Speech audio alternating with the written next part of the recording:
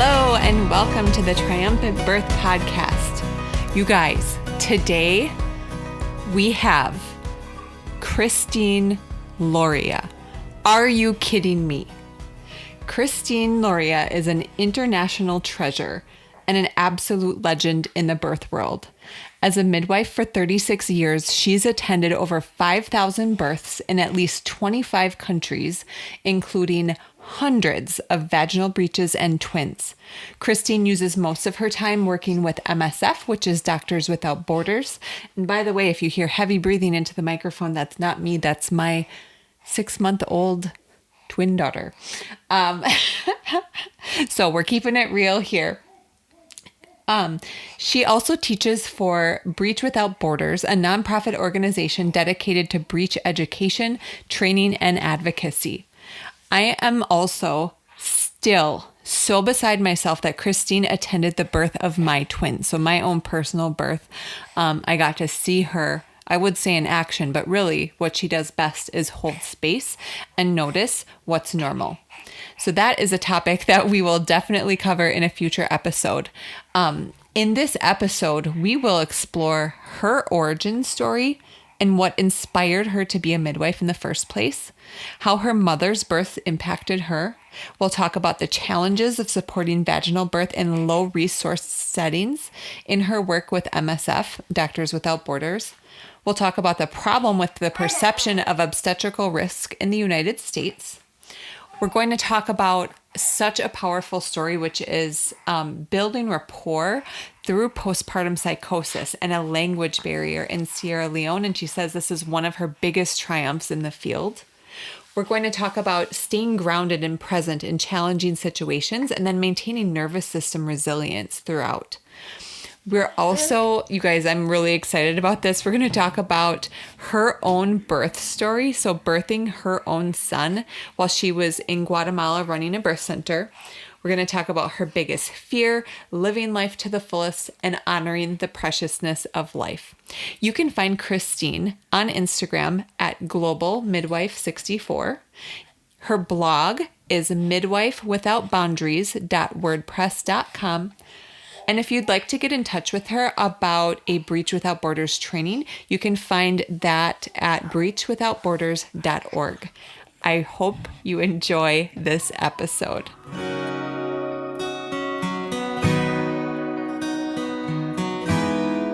Kristine Lauria, thank you so much for being with me here today. You are one of my personal heroes, and thank you for taking the time out of your busy schedule to talk to me on the Triumphant Birth Podcast. I'm just delighted to be here and be your very first guest. It's so exciting for me. Oh my gosh. It is a trip. Let me tell you about it. So where to start? There are so many directions we could go, but today I thought that we could start by, if you would give our listeners a little bit of background into how you got started in midwifery work and what that looked like for you. Like, why midwifery? Sure. So I'm the oldest of 9, and so my mother, we're going way back now. You wanted the history. Yes, my I do. mother was pretty eternally pregnant, in my view, as I was growing up. And this was just a normal thing. We were a Catholic family, and there were just going to be a lot of children. So I have, vivid recollections of my mother being pregnant. When I was in the 6th grade, she lost a pregnancy at about 7 months. And that was a stillborn baby. And I remember learning about that. I know that I remember vividly also of her miscarrying twins at about 12 weeks at home. She didn't have any of her babies at home, but the miscarriage happened at home. And so all of these things were, things that I took note of as a very observant child. And I also saw how very matter-of-factly she dealt with pregnancy and birth and even the losses. although I know they were hard on her, I saw that she got through them. And so this made an impression on me, and probably more than I realized at the time. And I went into music as an opera singer. And this was my dream, to be an opera singer. And I left and went to New York, and pursued that career, and traveled all over the world doing that and studying and so forth. And then I was living in Columbus, Ohio, and I was singing with the Columbus Opera. It was La Traviata.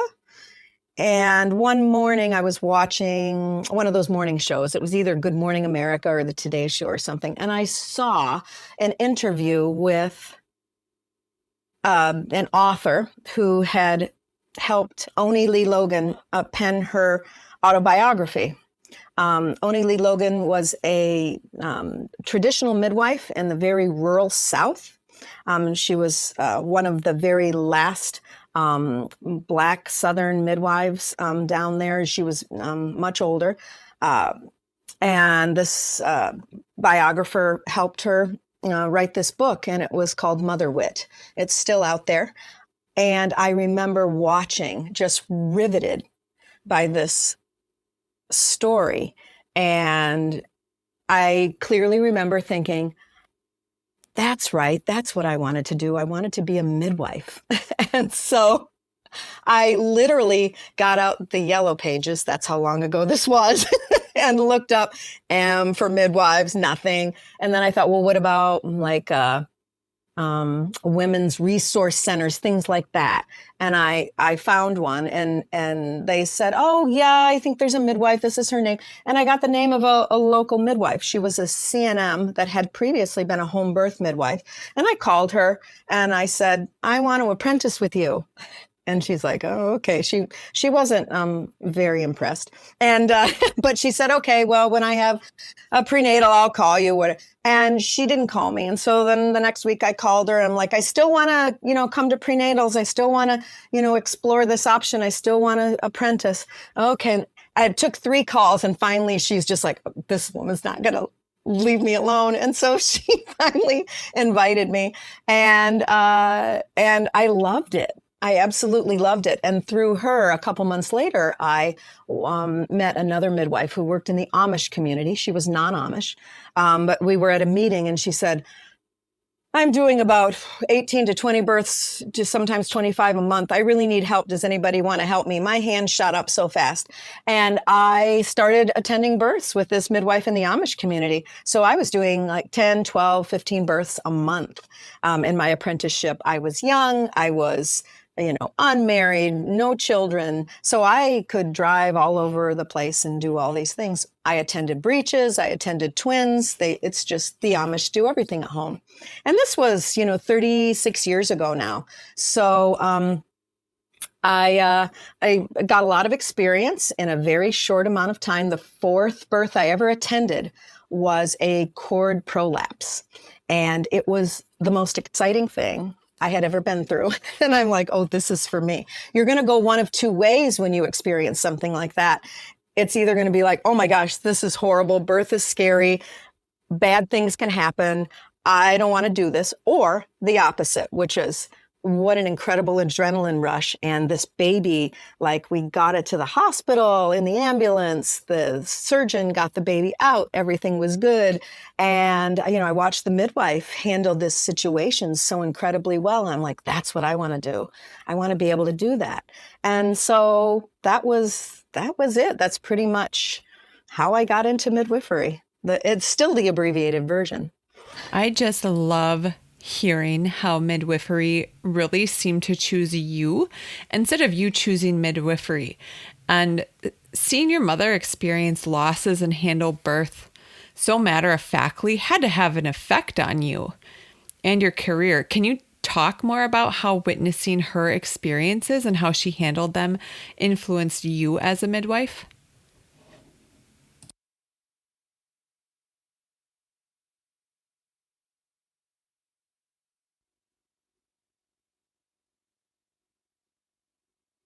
I think all of it really played a role.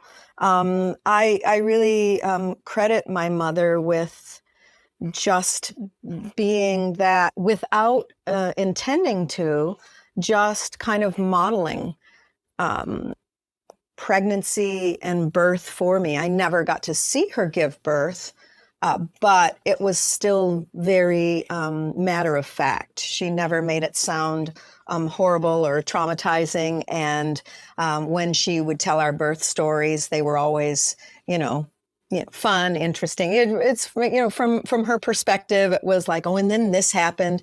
It wasn't anything bad or anything to be afraid of. And her last pregnancy was after the stillbirth that she had at 7 months, and she desperately did not want to end her sort of birthing career on that note, that she didn't want that to be her last experience in pregnancy. And so she had a wonderful obstetrician who said, I'll help you through this next pregnancy. We'll get you a live baby. And so she followed every direction she could with. She was in her early 40s by this time. And she went into the doctor to have a non-stress test around 40 weeks or so, because they were really monitoring closely, because they didn't want her to have another loss. And they did. There was signs of distress, and they said, "We're taking this baby now. We're doing a C-section." I was home at the time. I was 14, and my mom called me, and I knew where she was, that she was having an appointment. And she said, "Can you remember to put your brother's baseball uniform in the dryer, because he's got a game tonight, and don't worry, your dad will take him," and all of that. And I'm like, "Where are you?" And she's like, "Oh, I'm just here for a little bit longer." But she knew she was going to have a C-section. She was alone, right, at the hospital.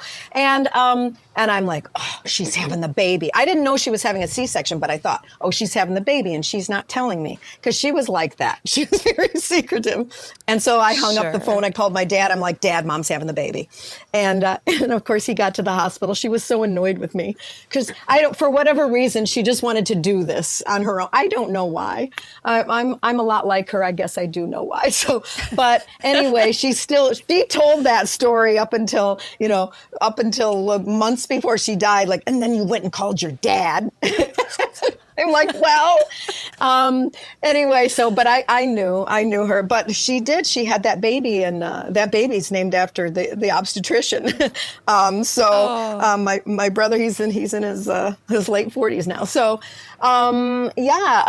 so even that was normal. She had a cesarean, and even that was, well, I had to have the cesarean after all of these vaginal births. So I just saw the whole gamut with her. And that made a huge impression on me.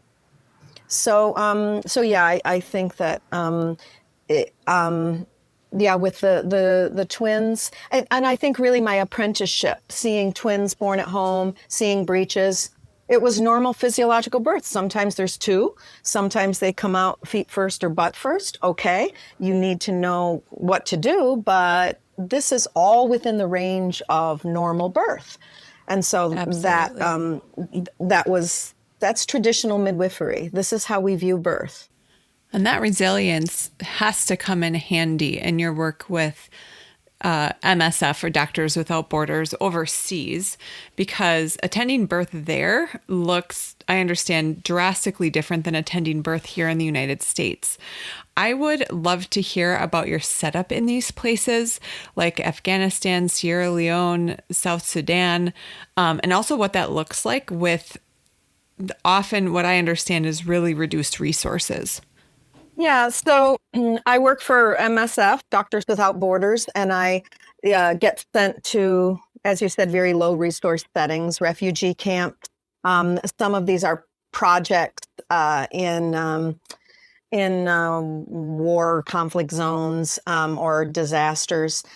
We have a standard list of medications and supplies that we have. So I can pretty much expect wherever I go a certain set of things that I know I have access to most of the time. You can run out of certain drugs, and it hasn't yet been brought into the country on our next supply. Things get, especially during the pandemic, things got very slow in terms of the supply chain. So we would run out of certain things like certain antibiotics, and have to use something else. But for the most part, a standard set of anti-hemorrhagic drugs, and basic supplies. We have guidelines that we follow. And so the guidelines are there. They're pretty much step by step. There's usually a national staff there, and I come in to assist them and help them and do capacity building. And then I'm there for anything that's more high risk. And so always I'm there for multiples, or if there happens to be a hemorrhage or somebody with eclampsia, things like that. So I'm there to manage all of those things along with the national staff. So that is, sometimes, we have running water, and sometimes we don't. So, when you talk about resources, you might be thinking, oh yeah, medicines and things like that, surgery. Sometimes a C-section is 3 hours away. Sometimes it's across the hall. Rarely I have yet to work with any obstetricians. There's usually a general surgeon doing surgeries for other things. And then if I need them for a C-section, I would call them, but it's only for maternal indication. So I'm expected to get all babies out vaginally regardless. Because we try to avoid C-section at all cost.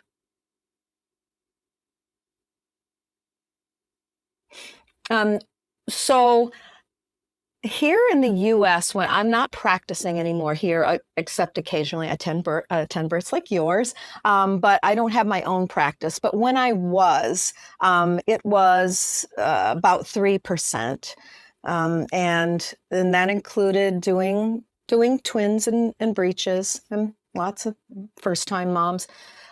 In the field, when I was in South Sudan, which was the last field hospital that I worked in the refugee camp, it was 4.4%. And most of those were for complete placenta previas. That's absolutely incredible. That was going to be my next question, is what are the maternal indications that would cause you to seek out a C-section if you are avoiding those at all costs? So absolutely. I'm just blown away by that. And this is how it should be in the States to a certain degree. It should be closer to that number versus the 30 to 40 to 50. I mean, if you include all of the multiples and the breeches, it's much, much higher.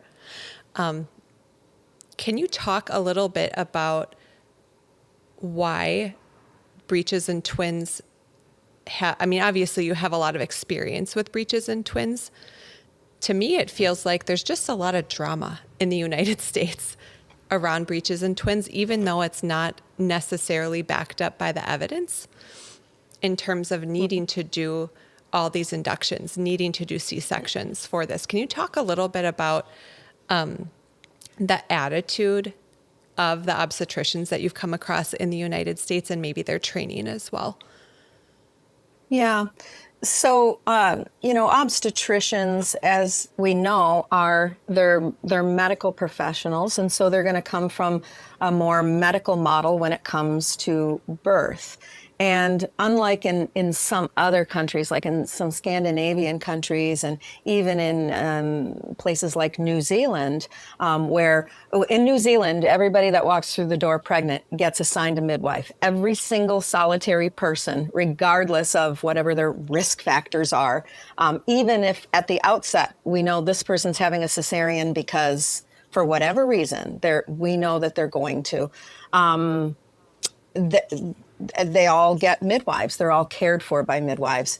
And so this tends to normalize pregnancy in the countries that have midwives as their primary care providers for pregnant women. And so when you come from that perspective and not a medical perspective, pregnancy and birth are viewed as a normal, natural thing. And if there is a need for medical intervention, then they're referred to an obstetrician for consultation, or maybe even referred, and then they end up staying with that provider, and then they're cared for in a more medicalized setting. But in the US, it's not set up like that at all, and birth is considered a medical event, and it is considered risky. Just general birth, just somebody, a healthy person walking through the door, they're viewed as an accident waiting to happen. We're very risk averse in our society. Yes. And, we think that we can control birth. If we do all of these things, we can control the outcome. And we see that we can't. We know that we can't. And Marsden Wagner wrote the book in Pursuit of the Birth Machine, I think it was called, years ago.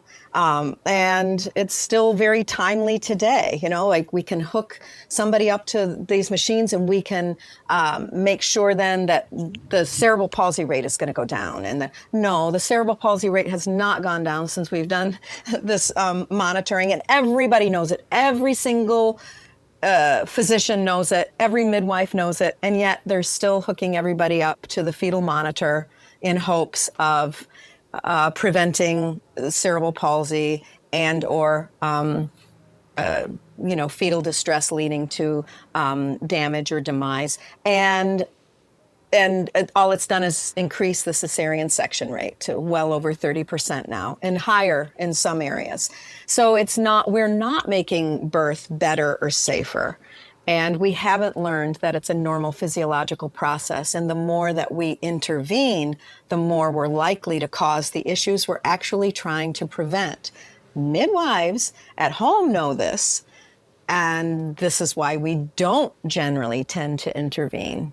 So this is right. A big issue here, and this is basic. It's just very basically what the problem is. It's a lot more complicated than that, but that's basically what it is. Right, and it ties into the whole risk conversation of when people say high risk, we need to be in the hospital if we're high risk, and even if we're not high risk, right? But talking about risk is such a weird thing to me. Because what are we talking about? Risk to who? And I think Dr. Stu says it in such a good way, a concise way that I don't remember exactly right now, but it's basically like risk in the hospital is basically what the OBs and midwives in the hospital are comfortable with. Like these are the risks that they're willing to take because it's about control. And they're not comfortable with the risk that occurs naturally in nature. And so if they can control it, that's what they're comfortable with. And risk is just not, true risk is not that way. I am doing a terrible job of explaining that. But yeah, that's what's coming to me at this point with that. Yeah, absolutely. Okay.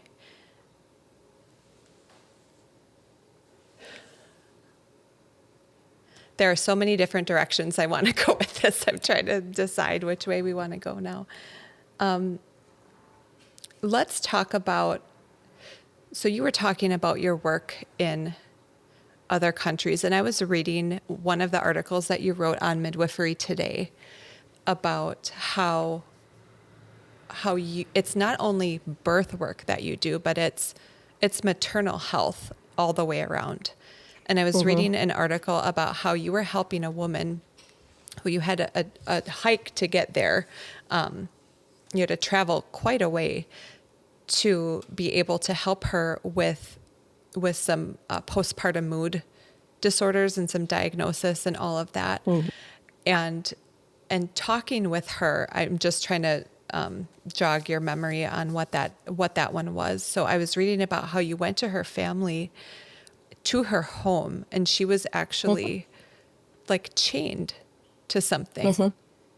because the culture there, they're not well versed in mental health. It's highly, highly stigmatized. Can you talk about that a little bit and how you were able to help her? Because that's one thing in and of itself, like how they do not know how to handle these situations, but then also the language barrier and do you have translators? How does that all work overseas? Yeah. Yeah, that was in Sierra Leone, and it was 7 hours drive from Freetown to get to the project where I worked, and then one of the midwives at a maternity center contacted me by phone. It's one of the maternity centers I would visit. I had a rider. I would go out on back of a motorcycle and access these places. And this one was a few hours away from me by motorcycle. I think about an hour, hour and a half. And I said, I can't get there now, but I will come, later this week and see her. They had somebody. The midwife had correctly diagnosed this woman with postpartum psychosis. And she was creating a huge disturbance in the village and just really literally out of her mind. And, I said, is the baby safe? Is she safe for now? Yes, but they literally had to tie her down to get her. And it can just imagine, it's awful, but they weren't safe. And she was a danger to herself. And they gave her some diazepam and she calmed down. And I said, I'll come and do an assessment in a few days. And I think at this point she was 4 months postpartum. And a similar thing had happened after her last baby as well. So, this was my first assignment with MSF. This was back in like Oh, wow. 2019. So, yeah. And, I'm literally out of my league. I'm not a mental health professional. And if I had a home birth client here that had anything going on, this is the beauty of our country. We refer them to somebody who knows exactly what to do. And me, I'm Yes. like, oh no, what am I going to do? I had to research what I had at my disposal, what resources, what medications, things like that. But yes, I traveled out there on the motorcycle with a national staff. He was not a midwife, but he translated for me with the family. The family was lovely. They invited me, into their backyard, and this is, as you said, where I found the woman. And she was sitting on a like a wooden bench log situation, and there was this big metal chain around her ankle, and I was just mortified, but I had to not act like I was. So, but as you know, I think I said in that piece that I wrote, the every single bit of any kind of guilt you could have as a white person in the United States of America about our part in slavery and enslaved persons brought from the African continent to our country. All of it. I mean, it was just this huge wave of like, this is just so many kinds of horrific and wrong, and I don't. This is not okay, and it was just awful. I had a lot of feelings, but I had to just not think about that at the time and figure out a way to help this woman. And so I sat down next to her and I'm like, oh, all I know is that I have to get rapport with her somehow. And and it's going to be hard because I can't even directly speak to her because she doesn't speak my language and I don't speak hers. And so I had to do it all through the interpreter. And so, her baby was there. She had an auntie. I think one of her sisters or her aunt was taking care of the baby, and they would bring her the baby to breastfeed, and they would monitor that whole thing just to make sure that the baby was cared for, and nothing was going to happen. So I was assured that she had the whole family support, and they really did want to support her. But in Sierra Leone and in a lot of countries in Africa, as you said, mental health is poorly understood. They did understand that something was wrong with her mentally. But of course, in cultures like this, it's usually something having to do with demons or evil spirits and things that need to be dispelled. And so generally what people do is they take family members to witch doctors, natural healers that, give them some sort of potion, whatever. When it's a mental health thing like this, of course, it's something wrong in the person's head. And so this is what they're thinking. Something is wrong in the head. So what they do is they shave all of their hair off. And that's what they did with this woman. So, of course, in Sierra Leone and in a lot of African countries, the women keep their head wrapped in scarves and things like that, particularly if they're Muslim. This family was not Muslim, but she still had her head wrapped. Well, as I'm talking to her and asking her about her experience and how she's feeling and all of these things, she takes the scarf off her head and she's like, and then, this is what they did. And I saw that, they had shaved her head. And I said something. I don't remember if I said something or the interpreter started to chuckle, and because she had said something, and I said, "Why are you laughing?" And she's like, "Well, now I have this shaved head, and I look like you because my head was also shaved." And I'm like, "Yes, and you're just so beautiful, just like me." And finally, she broke down and she started to laugh, and I realized then that I did get the rapport that I needed. I'm like, okay, this woman is going to allow me to help her. So the first thing that I did was I said, first of all, this is something related to pregnancy and birth. She had 6 pregnancies, 6 or 7. She had lost at least 2 of her children to fevers, which is probably malaria. So I think she had 4 living children. And I said, and her husband was there, but he wasn't present. He would travel to work, which is not uncommon. So he wasn't always around.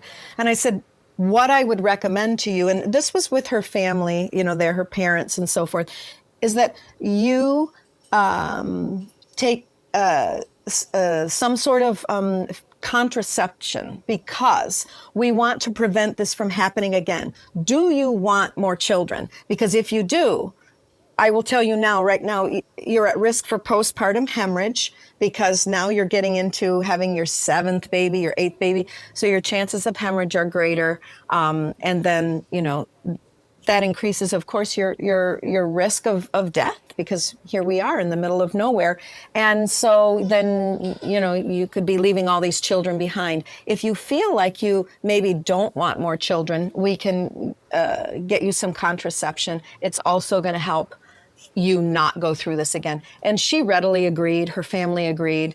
In countries like this, oftentimes these things are not well not greeted in a happy way. It's like, oh no, God gives us as many children as we're supposed to have, and so no, we're not doing this. And so I had to really be very delicate when I talked about this, but they understood on many levels why this would be a good thing for her, and she agreed, and her family agreed, as I said, and I was relieved, and I said, okay, we can do this.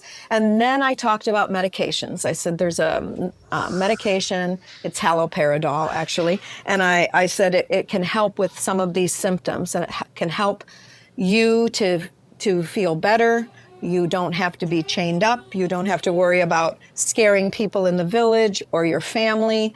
You can be with your baby, all of these things. We can see, and I'll come back every week and check and see how you're doing and bring you more medications. And she agreed. And I was able to get this medication from Freetown. We had to have it sent in.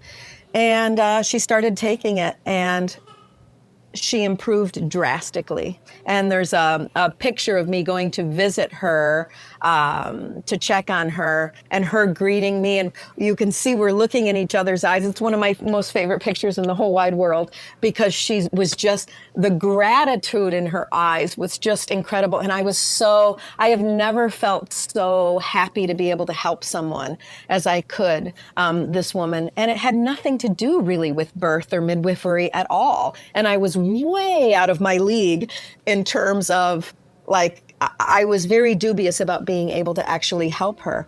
And I did. And it was just one of my, I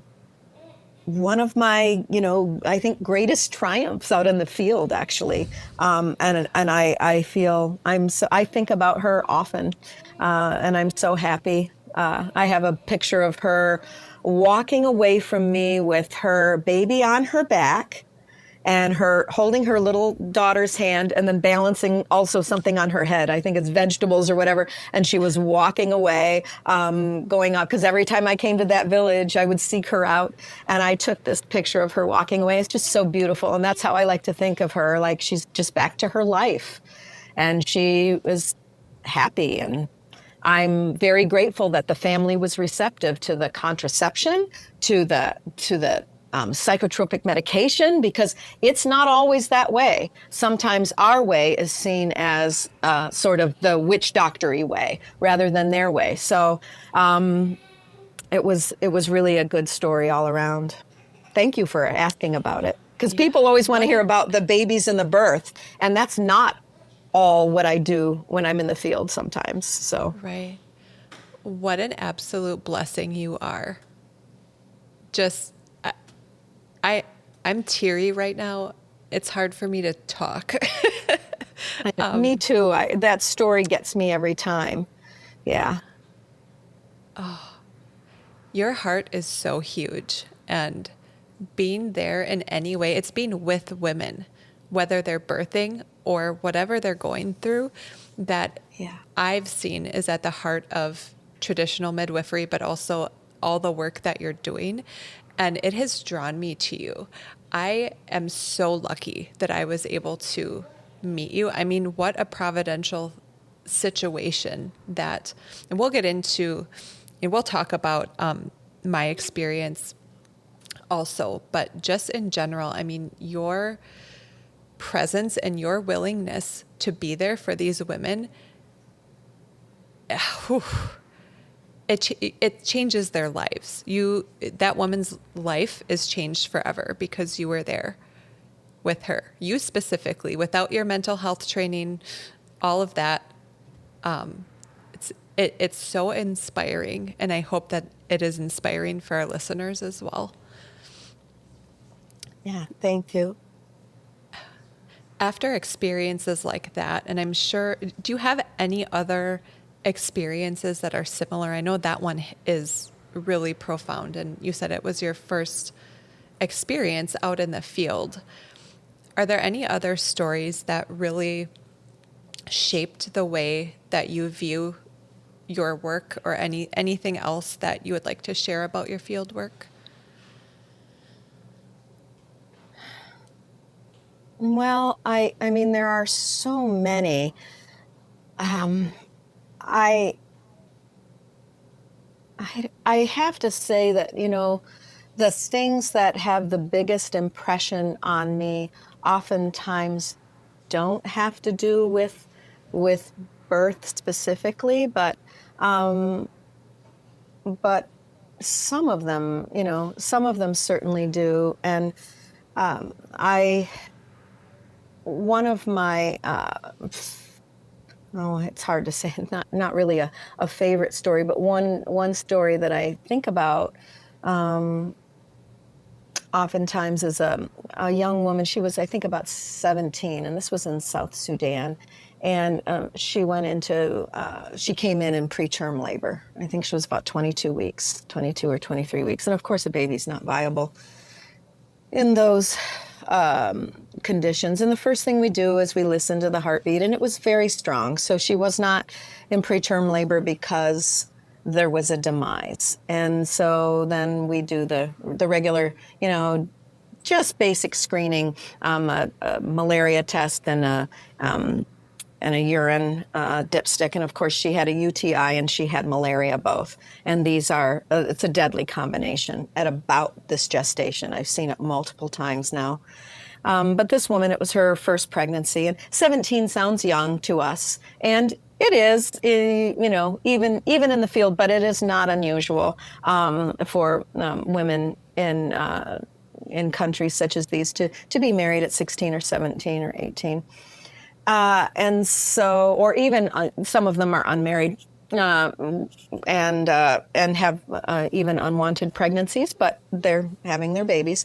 But in this case, this pregnancy was very wanted, and this woman was very sweet, and she came in with her mother, and unfortunately, we can't stop the labor at this point, and she's having this baby, and it's very difficult when the baby is still alive, knowing that that the baby is going to be a demise, and there's not really anything we can do.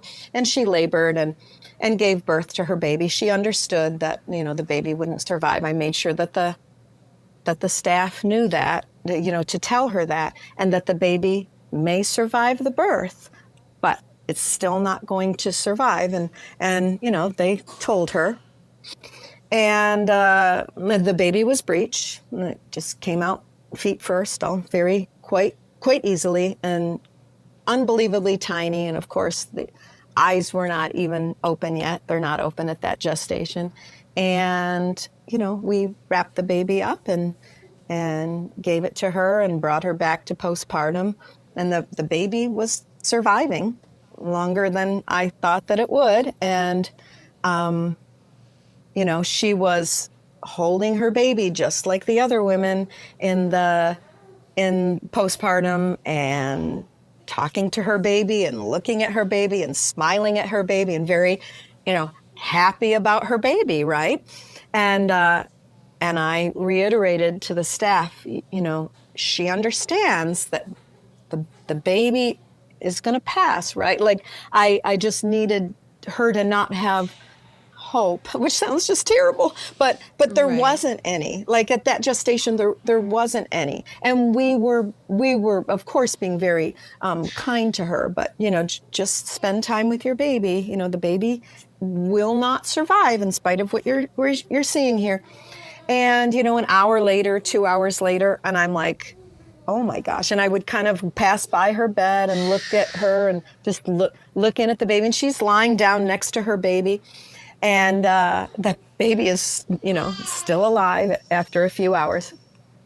And it was just really incredible to me, because I came in a few hours later to check on her, and she was sitting up in her bed, and she had her baby in her hands, and she was literally expressing colostrum into her baby's mouth, like feeding her baby. And I was so touched by this, and I saw how much this woman loved this baby, and it was so heartbreaking and so beautiful all at once. Just all of these things, again, just a lot of feelings coming my way, and I was so heartbroken for her, but I treated her just like the other women in the unit, and just like, oh yes, you're a beautiful baby, and good job, like she was being a mother to this baby. And I think at about 8 or 9 hours, the baby finally passed, and this poor woman, girl/woman, because she was a girl, she still looks so young, and she just wept and wept for this baby, and it was so heartbreaking. And so that was just It was just so hard to see, even though I'm prepared for it. I dealt with death pretty much every day in South Sudan. But this story was really, it it taught me so many things because, who would have thought that this baby with buds for long, how did this baby survive so long? How? Well, first of all, it was a baby girl. So we know girls, if it had been a boy, it would not have survived as well. We see, and we know this medically, girls are stronger, and they do tend to survive longer and better than boys historically, everywhere, just around the world. And this is just a fact, but also I'm just like this baby. I think I wrote a story about this, and I'm like, this baby survived on its mother's love. Honestly, this was how this baby survived so long. It was like, oh, this woman loves me, and I'm going to spend as much time with her as I possibly can. And this was all I could think. This is how this baby survived. So. Oh, and I love hearing your babies in the background while I'm telling this story. So, Yes. yeah. We So, yeah. have so little knowledge of what actually is possible. Yeah. And Yeah. that's one of the things that is so important to me to highlight with this show. It's stories like that we can be around death and sit with death and still how profound that is. It just can land in your soul in a way that, in a weird way, like you don't want to say it. Like for me, it feels weird to say it gives you hope, but it just speaks to the fact that we don't really know what's going on all the time. Like I'm just going to say it. You're the most skilled midwife that I know, and probably that there is. And so if there are things like this that go beyond our human understanding, regardless of who you are, I mean, there's something else there. And love is a currency, and it's so important to realize that. And you bringing that everywhere you go is a gift. And I can say that personally because I've experienced your support myself. So as for any birth workers listening, like that is your superpower. Forget what's in your bag. I mean, you need that sometimes. But taking that with you, that's the most important thing. And what a precious gift for that mom to have you there, to know how to hold space, to know that she needs to say hi and meet her baby and be with her baby before she can actually say goodbye to her baby girl. Yeah. It's absolutely life-changing. Thank you for sharing that story. And as you heard, I do have a couple little visitors here who may need to eat soon, but I do want to keep talking to you. So that's all right. So these stories and everything that you've been through has had, I cannot imagine the impact to your nervous system, both in the moments and then afterwards. And being overseas and having this constant, I would guess, discomfort. You have to get comfortable, I would imagine, in the discomfort. What do you do, or what have you done to ground yourself or to bring you back to that center where you have to show up for these people? So whether that's in birth in the States or when you're overseas, what have you been able to do for yourself? Because this is a big issue for birth workers, not only in like the doula and the home birth midwife space, but also, and I would say especially in the hospitals. You have OBs and midwives and nursing staff there who they don't have a good model of regulating their nervous system. And then how can we expect them to be there for the patients and the clients who come in, and they need that mirroring for themselves to stay grounded and centered when they're birthing? How do you do that? Yeah.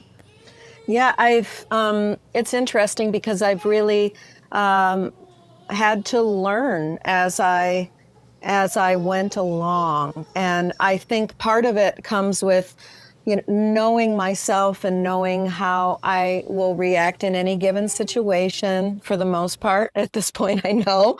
Um, and I think it helps that uh,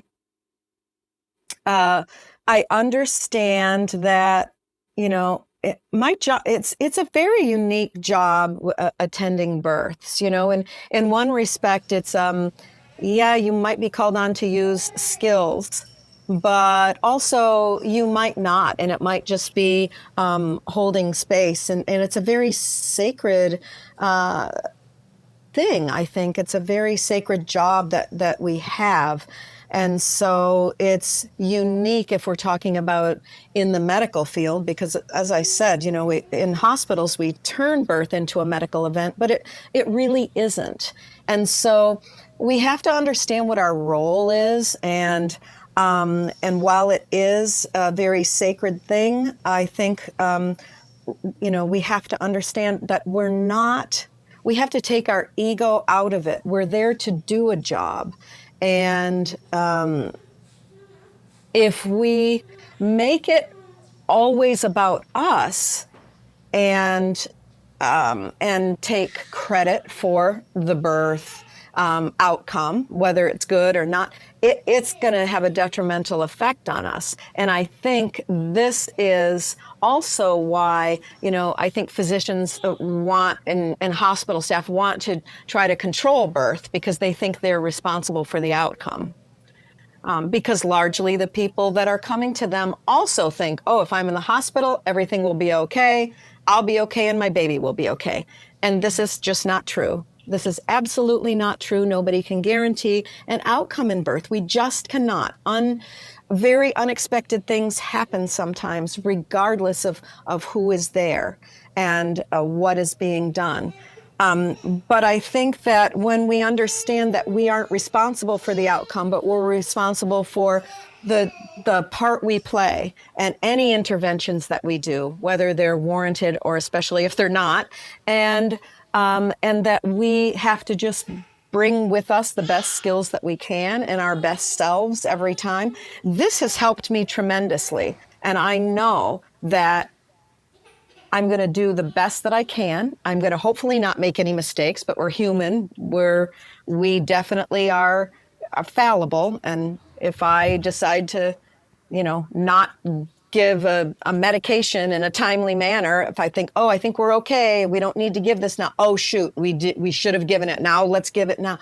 And there's been a delay. I have to look at that later. Did I wait too long to do this or that, or to call somebody in for something, or to transport, whatever it is? We have to look at that part of it. But otherwise, if we've done our job and we still have a less than desirable outcome, whatever that is, maybe it's just, we transported to the hospital and the client didn't want that, or there was a demise, or something of that nature, then we have to look at it and say, was it something that we did or caused? If not, then we have to understand that this is how this was, and this was going to happen regardless of where we were or who was with us. And these are decisions that we make, and we have to understand that our part in it. And when I'm going through something that's particularly what I would consider kind of traumatizing, like, oh, I just do not want to be here. I can feel myself going far, far away, like, oh, wouldn't it be nice to just like walk away from this right now? I don't want to be here. I acknowledge that. And I take a deep breath and I just really ground myself in the moment and go, no, be present. Remember all the stuff that's happening, and you can go far, far away later. And so I tell myself this in my head. I realize when these things are happening, and this is what I do. And then later on, I do think about it and process it. Maybe I end up writing about it in my blog, and this helps me. But I definitely get it out of out of my nervous system slowly as I need to, in whatever way that is. And usually it's taking a walk or a hike and actually thinking about the thing while I'm doing something very physical. And I'm kind of, exerting a lot of energy and thinking about it and walking and thinking and I get it out. I have to find a way to get it out.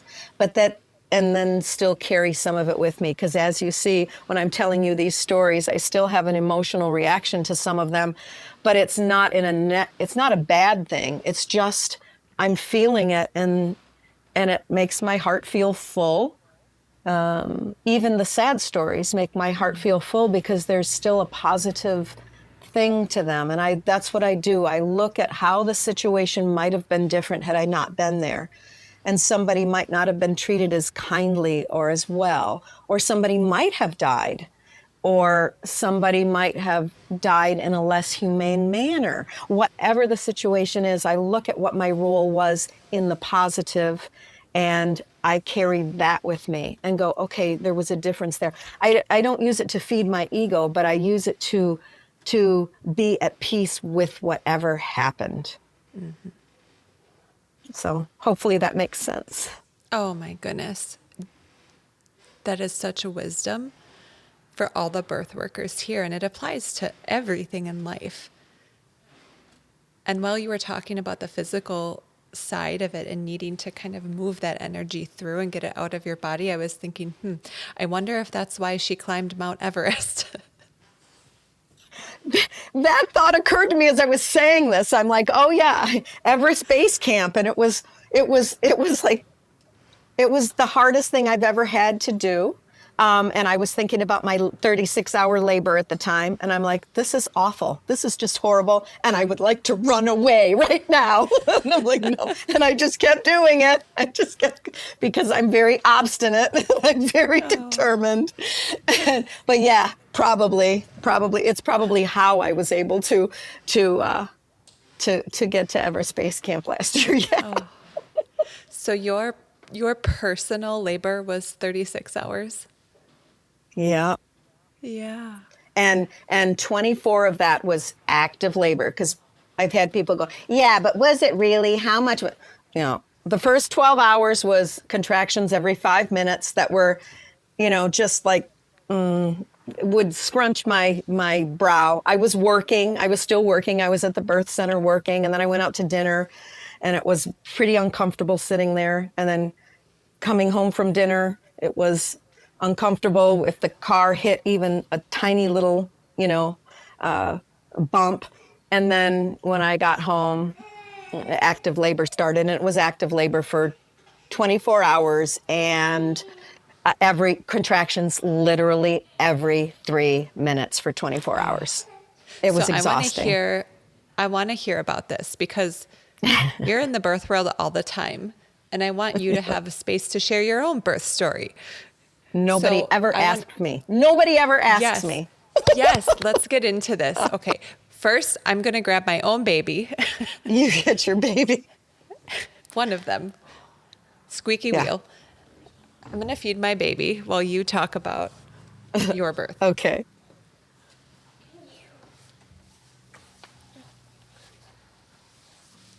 Oh, is that Evie? This is Evie. Yes. Looks like it. Hi, honey. Oh, she's getting so big. Look at those cheeks. They're my favorite. Okay, so you're having contractions every 3 minutes? Yep. Yep. And so I filled the birth pool somewhere around midnight.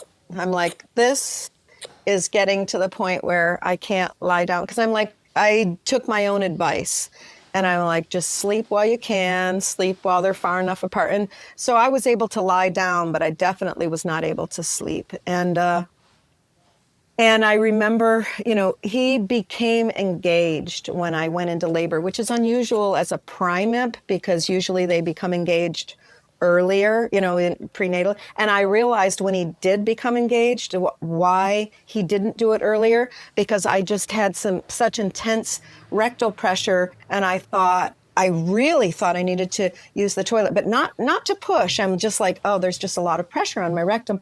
And I tried to, use the toilet, and nothing came. And I'm like, okay, that's just his head. It's just where it's going to be. Thank goodness he did not engage a few weeks ago, because this is not a pleasant way to live. And so I'm like, oh, my body knew just what to do.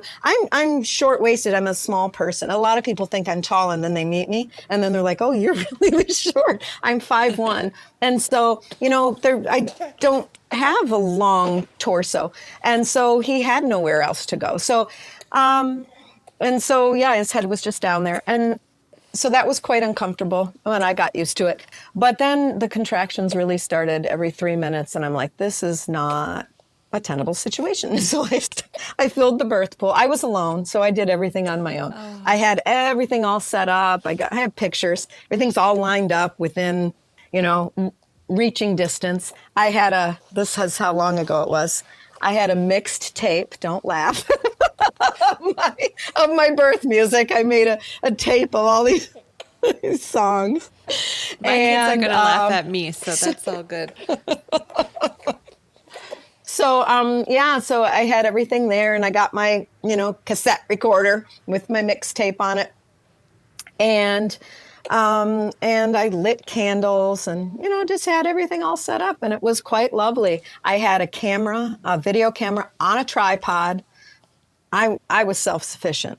And so, because I wanted a birth video, and I'm so glad that I got one, because, I got to see what I looked like, because I knew what it felt like, and I knew what I was seeing from inside, but I just wanted to see from the outside what it looked like.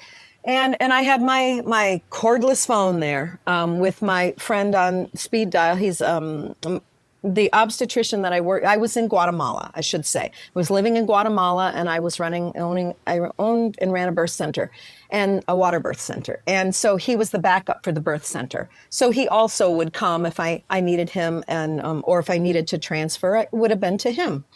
And he really wanted to come to my birth. And I'm just like, what would people think if I had an obstetrician at my birth? No, no, you're not coming. But he really thought that I couldn't do it alone, and that I would call him. If I was going to call him, it would not be to come to my birth. It would be, I need you to pick me up to bring me to the hospital. Something's not right, or whatever, which I was more than willing to do, because I understood that birth doesn't always go the way we plan. I figured that I would probably end up having my baby at home, but I was okay with going, in if I needed to. And he was really lovely, and the hospital was there that he worked at, and still does work at, was a lovely hospital. I wouldn't have had any problem birthing there if I had needed to, or having a cesarean if I had needed that, or whatever. But I did not call him. He ended up being very angry about that. I'm like, I stand by it. What would people think if I'm like, yeah, I had an obstetrician at my birth? They would think that I didn't believe in myself or birth or whatever. That was what was going on in my head there, is that you had an obstetrician at your birth? Oh, okay. We see how it is. Even though I really liked him. The talk. Yeah. Exactly. So anyway, I remember it, being at midnight in the pool and whatever, and it was good, and listening to my mixtape and all of that. And then I remember watching the sun come up. And I remember specifically thinking, well,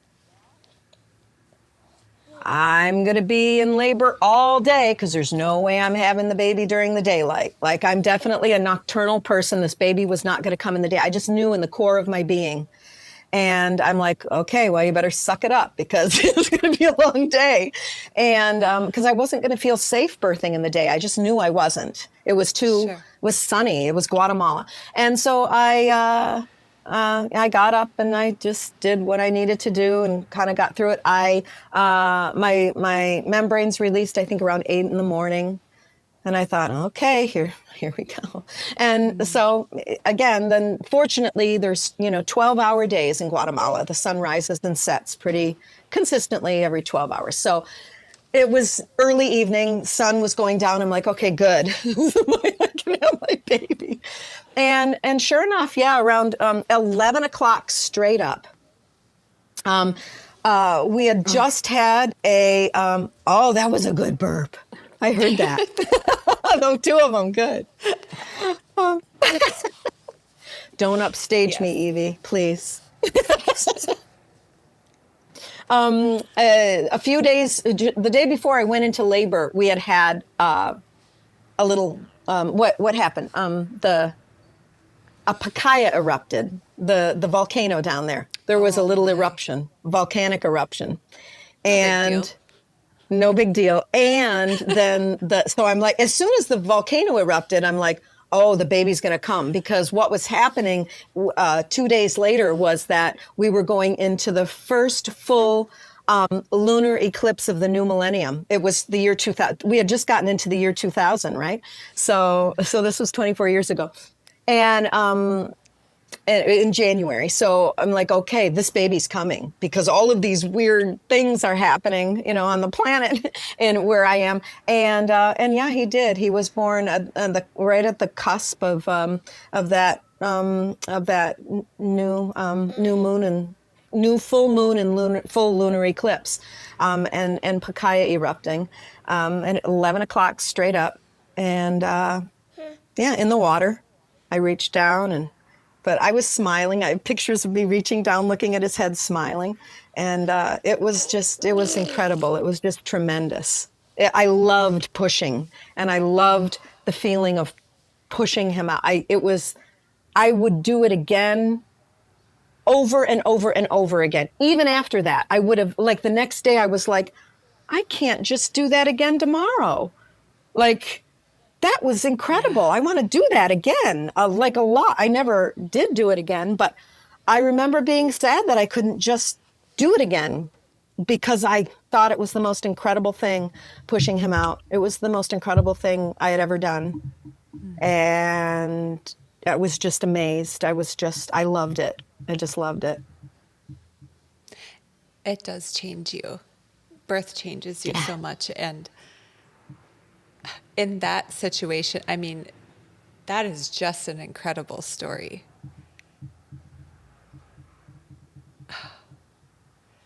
It changes the way we mother and the way we exist moving forward. It changes our lives completely. What were you going to say? Yeah, no, I agree. And it was just, I was never scared. People are like, well, weren't you afraid? I'm like, no, being afraid isn't something that I'm not afraid of really anything. Somebody asked me what my biggest fear was. This was several years ago. And I'm like, I think I said it on another podcast not too long ago, a few years ago. I'm like, yeah, living a life of mediocrity, that is my biggest fear. Yes. And so I do everything I can to make sure that when I'm lying on my deathbed, I don't go, oh, I could have done more, or I didn't do enough. But I feel like, yeah, I think I'm okay.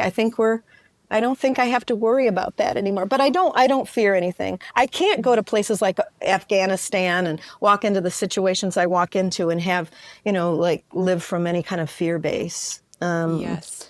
So I don't. I'm relatively fearless for the most part. I'm not afraid of really much. What an inspiration you are. As you say that, I'm thinking, okay, yes, in my parenting and in life, one of the compasses, is that a word, that I use, one of the things that I use to make decisions is, am I making a decision out of fear, or am I making a decision because it's right and true and aligned with me, and I'm following the Holy Spirit to do that? So whatever your religion or spiritual beliefs are. I mean, it says in the Bible 365 times, do not be afraid. There's a reason for that. Yeah. And your life is just an incredible example of a triumph, really. That's what it's about. It's living life to the fullest, because it does have really high highs and really low lows and a lot of things that are in between. That's what this show is about. It's not the positivity all the time, even though if we don't focus on those things, we're not going to have a good time here on this earth. But Right. thank you for sharing that, because that really, really, really is the core of why I started this show, is to highlight things like this. And your attitude is absolutely so inspirational. Your whole life is. Thank you. Well, I'm really just doing my best. If I've learned nothing from birth, it's that there are no guarantees in life, and none of us are promised tomorrow or even the next minute. And I'm so incredibly aware because of all that I've experienced out in the field, that life is very precious, and that this might be I want to live every day to the fullest. It sounds very trite, but I seriously, literally think about this all the time, every day. Like, am I doing what I want to do today? Like walking with my dogs, kayaking, talking to you, like if this was my last day, would I be okay with that? Yes, is the answer. Like, I try to not do anything that I don't want to be doing. I mean, other than like taking out the garbage, I don't really like doing that. But in general, like in the big things, like the things, how I spend my time and what I'm doing, teaching and things like that. I want to be doing these things because I'm giving back. If I'm teaching, I'm giving back, and I really feel a need to do that and to pass on the traditional midwifery lineage and the knowledge that I've gained with the experiences I've had and the people that I've met and all of the things that I've learned. I think it's really important to leave that legacy and continue to give back. So that's what I do, and it brings me a lot of joy, which is also kind of selfish, but I've gotten over that. It's like not in a selfish way. It brings me joy, which helps me to continue to go and keep doing it. If I was doing it begrudgingly, then people would be like, oh, she clearly doesn't enjoy teaching. She feels like she needs to do it to give back. And you could see she's just grateful to be done at the end of the day. Oh, at the end of the day, I could continue going because I love doing it. So I think it's just important that we live this way. And do things that make us feel uncomfortable. Go outside of our comfort zone too.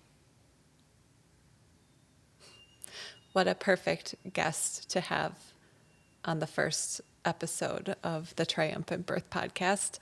Something that I feel like I need to do and have been excited to do for a very, very long time.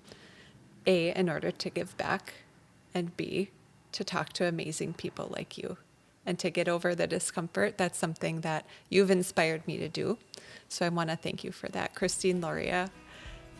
I want to talk to you more if you're willing to talk more about the twins, my twins, and their birth. Yes. But for right, let's talk about now, for right now, let's sign off on this one, and we'll talk to you again about that soon.